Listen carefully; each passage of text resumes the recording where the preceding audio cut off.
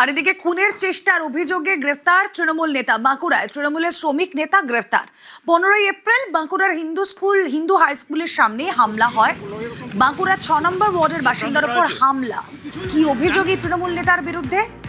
প্রিয়ব্রত রয়েছেন সঙ্গে। প্রিয়ব্রত,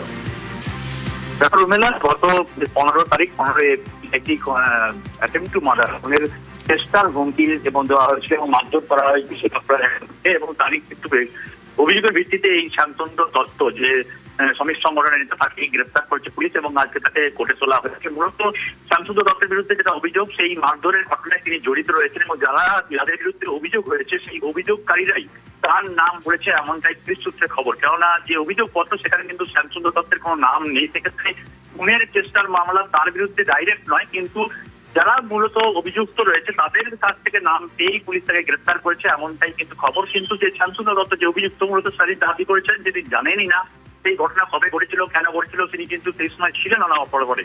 কিন্তু এখানে রাজনৈতিকভাবে ফাঁসানোর চক্রান্ত করছেন তিনি। অন্যদিকে যে বিবাদী পক্ষের যে উকিল রয়েছে আসামি পক্ষে, তিনিও দাবি করেছেন যে এই ঘটনার সঙ্গে তার মুশকিল কোনোভাবে জড়িত নয়। সেক্ষেত্রে রাজনৈতিকভাবে পালা বদলের পরই যেভাবে তৃণমূল নেতাদের ফাঁসানো হচ্ছে সেরকম ভাবেই এই নেতাকে ফাঁসানো হয়েছে এমন দাবি করা হচ্ছে।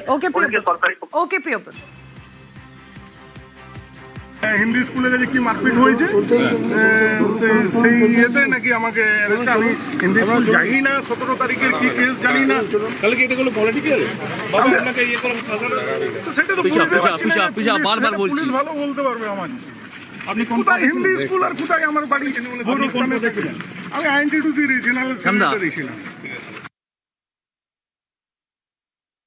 অভিযোগ তার বিরুদ্ধে কিছু নেই। অভিযোগ যাদের বিরুদ্ধে রয়েছে তাদের নাম অভিযোগপত্রে সুস্পষ্টভাবে উল্লেখ করা রয়েছে। একটা মারধর, প্রাণে হত্যা করার চেষ্টা, এই ধরনের অভিযোগ যাদের বিরুদ্ধে রয়েছে তাদের নাম FIR রয়েছে। আর আজকে যাকে কোর্টে অ্যারেস্ট করে ফরওয়ার্ড করা হয়েছে তার বিরুদ্ধে লিখিত অভিযোগপত্রে কোনো রকম কোনো উল্লেখ নেই, কোনো অভিযোগ নেই।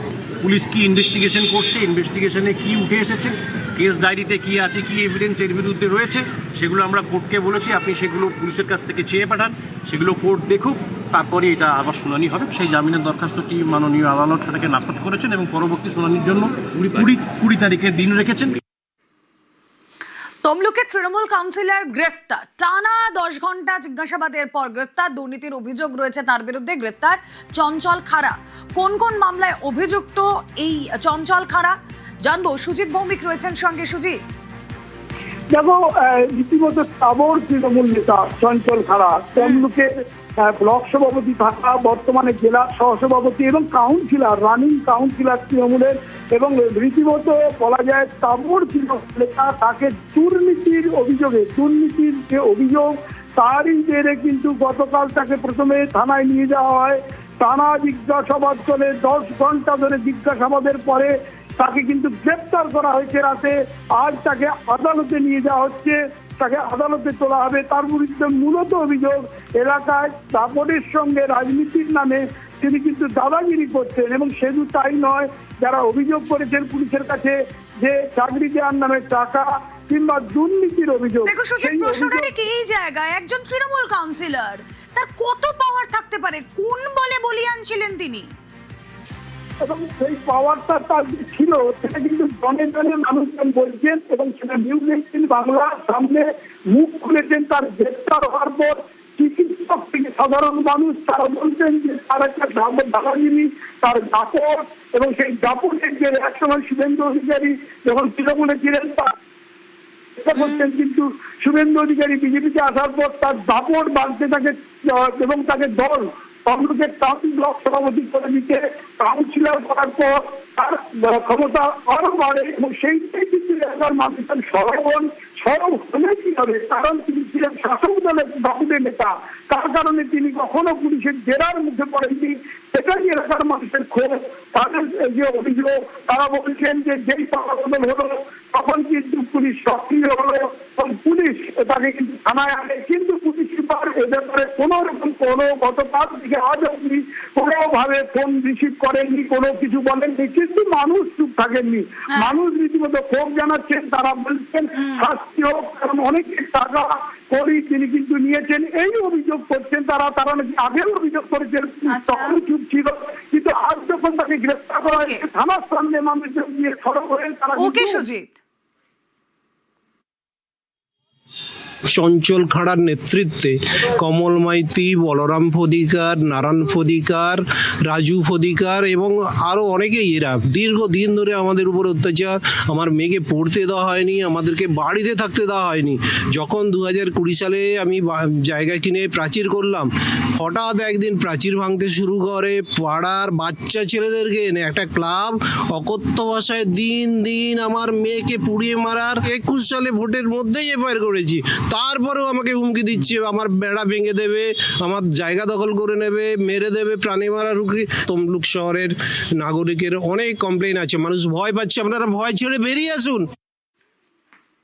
দিকে দিকে নানা কীর্তি তৃণমূল নেতাদের। ভোটে জেতার পর বিজয় মিছিল থেকে হুমকি, আর দক্ষিণ 24 পরগনার বিষ্ণুপুরের তৃণমূল বিধায়ক দিলীপ মণ্ডলের বিরুদ্ধে এফআইআর হলো। বৃহস্পতিবার সকাল সকাল পৈলানে তার এই বাড়িতে যখন পুলিশ যায় তল্লাশিতে, কাছাকাছি দুটি বাড়ি, বাড়ি তো নয়, দেখাই আপনাদের একেবারে রাজপ্রাসাদ।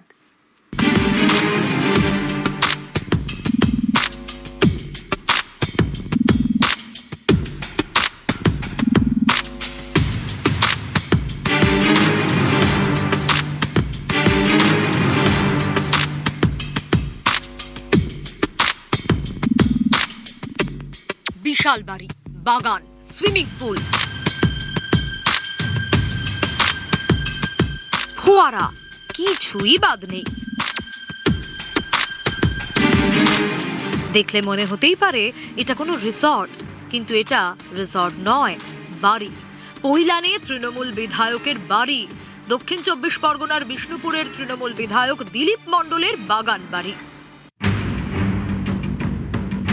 এই দেখুন, 50 মিটারের মধ্যে তৃণমূল বিধায়কের আরেকটি বাড়ি।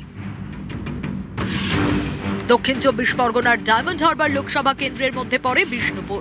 এই বিধানসভা কেন্দ্রের তৃণমূল বিধায়ক দিলীপ মণ্ডল। বৃহস্পতিবার সাত সকালে তার খোঁজে তল্লাশিতে যায় পুলিশ পৈলানে তার এই বাগান বাড়িতে। অভিযান চালায় ডায়মন্ড হারবার জেলা পুলিশ, বিষ্ণুপুর থানার পুলিশ, সঙ্গে কেন্দ্রীয় বাহিনী। এবারের ভোটেও বিষ্ণুপুর থেকে তৃণমূলের টিকিটে জিতেছেন দিলীপ মণ্ডল। 11ই মে বিজয় মিছিল করেন, সেখান থেকে তৃণমূল বিধায়ক হুমকি দেন।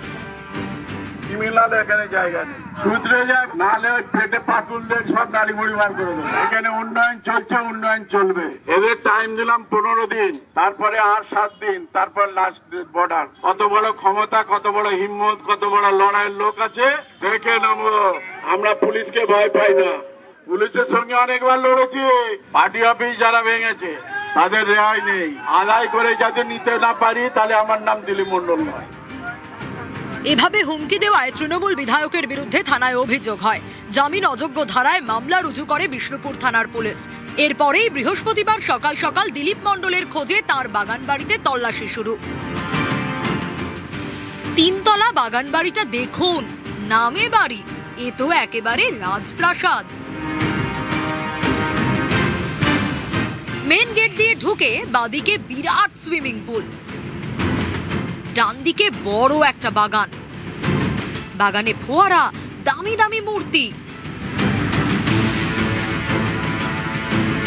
তৃণমূল বিধায়কের এমনই দাপট যে তার বাগানে বাঘে হরিণে জল খায়।